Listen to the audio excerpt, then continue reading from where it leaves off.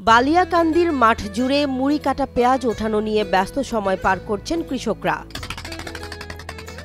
চলতি মৌসুমে প্রতি মন গুটি পেঁয়াজ কিনতে হয়েছে ৬,০০০ থেকে ১০,০০০ টাকা দরে। এতে করে উৎপাদন খরচ বেড়েছে দ্বিগুণ।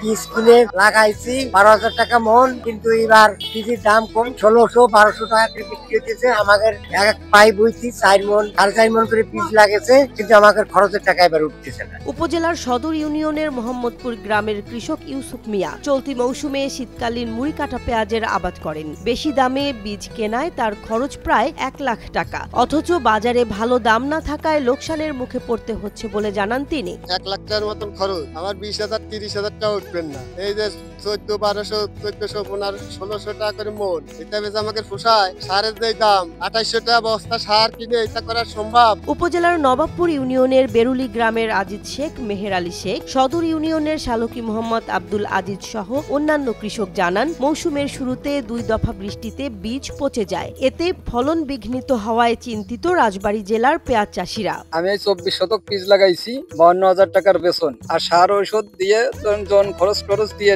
আমার ৬৫,০০০ টাকা খরচ হয়েছে। ৬৫,০০০ টাকা খরচ হয়েছে। এখন বিক্রি করবার কি লেগে ২৫ থেকে ৩০,০০০ হয়তো হতে পারে। এদিকে নিয়মিত বিভিন্ন দেশ থেকে পেঁয়াজ আমদানি করায় ক্ষতিগ্রস্ত হচ্ছে দেশের চাষিরা।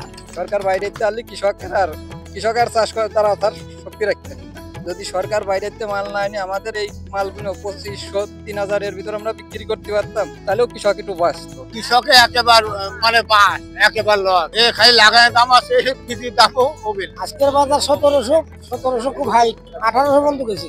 এবছর যে পেঁয়াজের ফলন খারাপ হয়নি, ভালোই হয়েছে। যদি কৃষক আপনার ২,০০০ থেকে ২২০০-২৪০০ টাকা বাজার পাইতো সবচেয়ে ভালো হইতো।